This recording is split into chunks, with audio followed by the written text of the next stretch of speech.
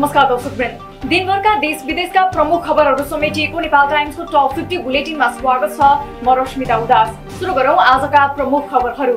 दशैंको 8औं दिन आज महाअष्टमी। दशैं घर पोत लगायत विभिन्न शक्तिपीठमा महाकाली, महालक्ष्मी र महासरस्वतीको विशेष पूजा गरी मनाइयो। आजको दिन कल पूर्जा, हात हतियार र गाडीलाई सरसफाई गर्ने चलन। जनकपुर धामको शक्तिपीठहरूमा खोइछ भर्ने महिलाहरूको भिड लाग्यो। मिथिलामा छोरीको विदाई भन्दा पहिले खोइछ दिने परम्परा। जनकपुरमा आज रातिदेखि बलि दिन सुरु गरिने। प्रत्येक वर्ष मन्दिरमा हजारौंको संख्यामा बलि प्रदान हुँदै। राष्ट्रपति विद्यादेवी भण्डारीद्वारा बडा दशैंको महाअष्टमीको दिन आज बिहान काभ्रे पलाञ्चोक भगवती मन्दिरमा पूजा अर्चना। राष्ट्र प्रमुखले बडा दशैंको अवसरमा पलाञ्चोक भगवतीको दर्शन गर्ने परम्परा। विभिन्न जिल्लामा भएका सवारी दुर्घटनामा परि ठूलो संख्यामा नेपालीले अकालमा ज्यान गुमाउनु परेकोमा आफू मर्माहत भएको राष्ट्रपति भण्डारीको भनाई। चाडबाडका बेला सवारी दुर्घटना बढी हुने भन्दै सतर्कता अपनाउन सम्बन्धित निकायको ध्यानाकर्षण। घटस्थापनादेखि आज बिहान 7 बजेसम्म काठमाडौँ उपत्यकाबाट 11,58,000 सार्वजनिक गाडी मार्फत 7,92,023 जना यात्रु बाहिरिए। 10,85,000 सार्वजनिक गाडी मार्फत 5,80,000 जना यात्रु काठमाडौँ भित्रिए। काम र पढाइको सिलसिलामा बाहिर रहेकाहरू घर फर्कन थालेसँगै गाउँघरमा चहल पहल बढ्यो। गएको वर्षको तुलनामा शहर बजार सुनसान। कोरोनाको जोखिम भए पनि पोहोरको तुलनामा यसपालि चहल पहल बढ्दो।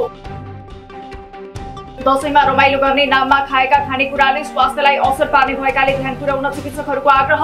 दीर्घरोगीहरूले मात्रा मिलाएर मात्र खानेकुरा खान सुझाव। मुगुमा 45 जना सवार बस दुर्घटनाग्रस्त हुँदा ज्यान गुमाएका सबै 32 जनाको पहिचान खुल्यो। ब्रेक फेल भएर दुर्घटना भएको पुष्टि। 12 जना घाइतेको नेपालगञ्जमा उपचार हुँदै। दुर्घटनापछि जिल्ला शोकमा। संवेदना प्रकट गर्दै मुगु, कास्की र अछाममा भएको दुर्घटनामा ज्यान गुमाएकाका परिवारलाई उचित राहत र घाइतेको निःशुल्क उपचार गर्ने प्रधानमन्त्री देउबाको घोषणा। दुर्घटना न्यूनीकरणका लागि सुरक्षाका सबै मापदण्डहरू अपनाउन सम्बन्धित सबैको ध्यानाकर्षण गराउने प्रतिबद्धता। मुगु र कास्की दुर्घटनाप्रति उपराष्ट्रपति नन्दबहादुर पुनद्वारा दुःख व्यक्त। घटनाप्रति संवेदना व्यक्त गर्दै घाइतेहरूको शीघ्र स्वास्थ्य लाभको कामना गर्दै उचित उपचारका लागि सरकारको ध्यानाकर्षण।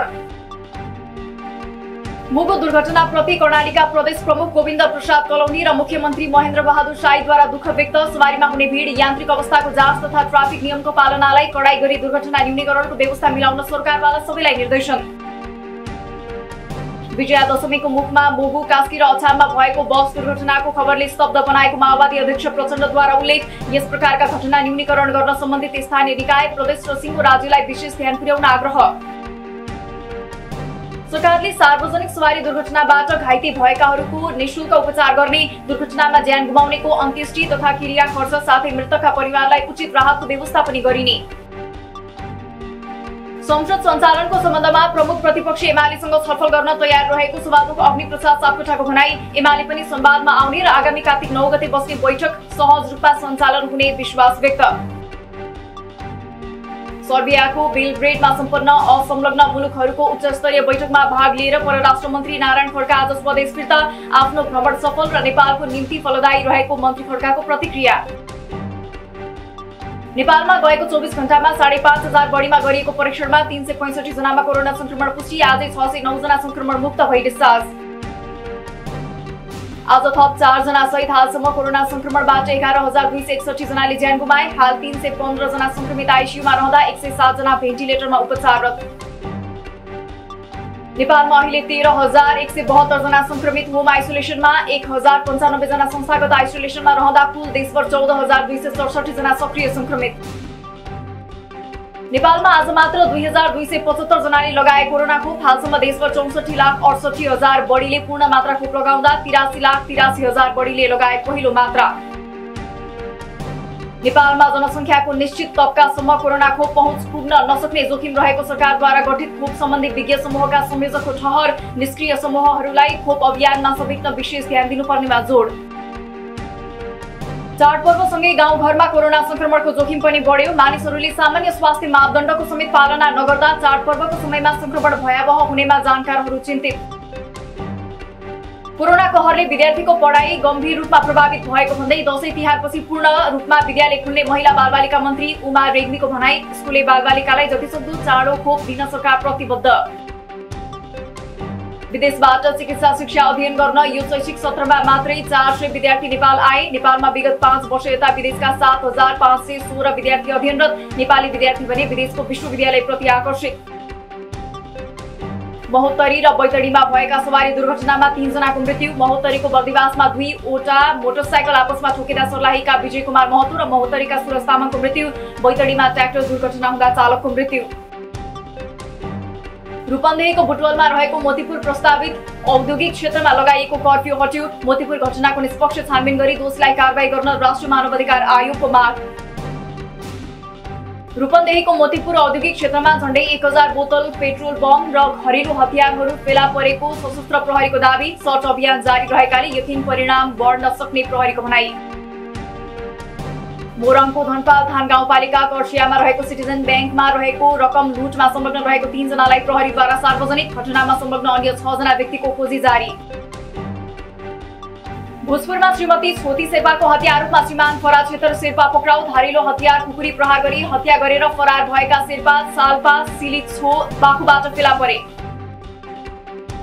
7 वर्षीय बालिकालाई बलात्कार गरेको आरोपमा पर्वत कारागारमा रहेका बन्दी दुर्गा राज पाण्डेद्वारा कारागारभित्रै आत्महत्या। कारागार प्रशासनभित्रै रहेको आइसोलेसन भवनमा पाण्डे झुन्डेको अवस्थामा फेला परेको प्रहरीको भनाई।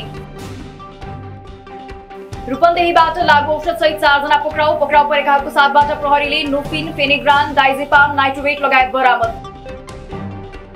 सिभिल बचत तथा ऋण सहकारी संस्थाका पूर्व अध्यक्ष इच्छाराज तामाङ सहित 12 जना विरुद्ध करिब 900 जाहेरी दर्ता। जाहेरीमा अहिलेसम्म कुल बिगो रकम 3 अर्ब 74 करोड 28 लाख दाबी। अनुसन्धान जारी।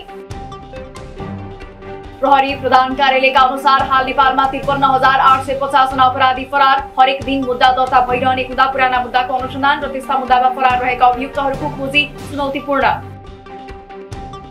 कर्णाली नदीको पूर्वी भंगालु गेरुवा नदीमा आएको बाढीले खेतीयोग्य जमिन कटान गरी बगर बनाएर प्रयोगमा नआएपछि जंगलमा परिणत। उक्त जग्गा निकुञ्ज क्षेत्रभित्र पर्ने भन्दै बर्दिया राष्ट्रिय निकुञ्जले रोक लगाएका कारण हातमा लाल पूर्जा भए पनि स्थानीय उपभोग गर्नबाट वञ्चित।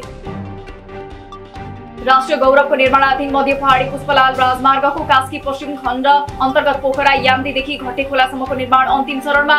पोखरा बागलुङ राजमार्ग समेत पर्ने यो खण्डको 12 किलोमिटर सडकको 95% काम सम्पन्न। नारायणगढ बुटवल सडक निर्माणले गति लिने। अहिलेसम्म जम्मा 8% भौतिक प्रगति रहेको आयोजनामा अबको 6 महिनामा 30% प्रगति हुने अपेक्षा। काम नियमित हुँदा पनि 1 वर्ष मात्रै अवधि बाँकी भएकाले ठेक्का अवधिभित्र सकिनेमा शंका।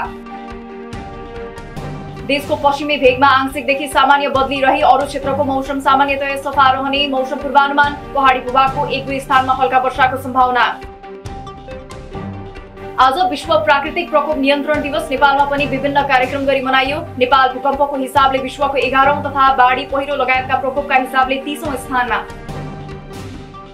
हुम्लाको जिल्ला सदरमुकाम सिमकोटमा यतिखेर विद्युत आपूर्ति नभएपछि सोलर ब्याट्रीको खपत बढ्यो। विद्युत बन्द भएको 1 हप्ता यतादेखि बजारका विभिन्न सोलर पसलमा सोलर किनबेच गर्ने सेवा रहेको घुइँचो। दशैंको मुखमा लामो समयदेखि चिनिया नाका बन्द हुँदा चीनबाट माग बमोजिमको फलफुल नभित्रिँदा फलफुलको भाव बढ्यो। माग धेरै भए पनि माग अनुसारको सामान आयात नभएको व्यापारीको भनाई। महामारीले गर्दा कतिपयले रोजगारी नै गुमाएको अवस्था रहेको र कतिपय गाउँमा दशैं मनाउन गएकोले उपत्यकामा खसीबोका बिक्री वितरण सुस्ताएको व्यापारीहरूको गुनासो। कोरोनाका कारण ग्राहकहरूको खरिद शक्ति नै नभएको उल्लेख। दशैंका लागि मुस्ताङ हुँदै ल्याइएको च्याङ्ग्राको मूल्य यस वर्ष गत वर्षभन्दा दोब्बरले बढ्यो। आजबाट अझै बढ्न सक्ने व्यापारीहरूको भनाई। गत वर्षभन्दा यस वर्ष मुस्ताङको घरमै महँगो तिर्नु परेकाले मूल्य बढेको उल्लेख। विजया दशमीको आगमनमा समेत धनगढी बजारमा चहल पहल नहुँदा सोचे जस्तो व्यापार हुन नसकेको भन्दै व्यवसायीहरू चिन्तित। नेपालीहरू किनमेल गर्न सीमावर्ती भारतीय बजार जान थालेपछि भारतीय बनगाउँमा भने नेपाली ग्राहकको भिडभाड बढ्यो। आयातित स्टील ब्लेडमा अन्त शुल्क बढाएपछि 2 ध्रुवमा बाडिएका डन्डी उद्योगी तथा व्यापारीसँग अर्थमन्त्री जनार्दन शर्माद्वारा छलफल। उद्योग नबढाउने भए डन्डीमा लगाइएको 30% अन्त शुल्क हटाउने अर्थमन्त्रीको प्रस्ताव।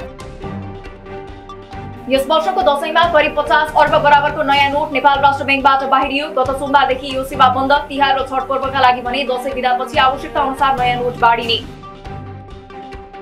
नोटलाई जतन साथ प्रयोग गर्न र नोटको जतनका लागि मिनी ब्यागको प्रयोग गर्न नेपाल राष्ट्र बैंकको सबैलाई आग्रह। बैंकले कारोबार भुक्तानी दिँदा यथाशक्य विद्युतीय माध्यम कार्ड वा ई वालेटको प्रयोग गर्न पनि अनुरोध। कोइला संकट चुलिँदै गएकाले खुला बजारमा बिजुली बिक्री नगर्न भारतको केन्द्र सरकारको चेतावनी। कतिपय राज्यमा घण्टौसम्म बिजुली जाने समस्या देखिन थाल्यो। यो वर्ष भारतको आर्थिक वृद्धि दर 10% नजिक हुने भारतका केन्द्रीय अर्थमन्त्री निर्मला सीतारमणको दावी। अब देशको अर्थव्यवस्था पुनः ट्र्याकमा आउने आशा। अफगानिस्तानमा आर्थिक सङ्कट आउन नदिने ठूलो अर्थतन्त्र भएका राष्ट्रहरूको समूह G20 का सदस्यहरूको भनाई। तालिबान मार्फत नभई अन्तर्राष्ट्रिय सङ्घ संस्था मार्फत सहायता उपलब्ध गराइनु पर्नेमा अमेरिकाको जोड। प्रतिबन्धको माध्यमबाट दबाव नदिन अमेरिका र युरोपेली देशलाई अफगानिस्तानी तालिबान सरकारको चेतावनी। अफगानिस्तानमा दिइने दबावले विश्वका कैयौं देशलाई प्रत्यक्ष असर पार्ने दावी। प्रतिबन्धहरू अन्त्य गर्न र ब्याङ्कहरूलाई सामान्य रूपमा सञ्चालन गर्न विभिन्न देशसँग आग्रह। र विश्वमा हालसम्म कोरोना संक्रमणबाट 48,84,000 बढी संक्रमितको मृत्यु हुँदा 21,69,23,000 बढी निको भए। हालसम्म 23,95,83,000 बढीमा संक्रमण पुष्टि। दिनभरका देश विदेशका प्रमुख खबरहरू समेटिएको नेपाल टाइम्सको टप 50 बुलेटिन अहिलेलाई सकियो। हामी भोलि फेरि टप 50 समाचारका साथ उपस्थित हुने नै छौं। नेपाल टाइम्सको युट्युब च्यानल सब्स्क्राइब गरिदिनु भएकोमा र फेसबुक पेज लाइक गरिदिनु भएकोमा धन्यवाद। ताजा खबरहरू नेपाल टाइम्सको अनलाइन पोर्टल www.nepaltimes.net मा पनि गएर हेर्न सक्नुहुनेछ। नेपाल टाइम्स हेर्दै गर्नुहोला। नमस्कार।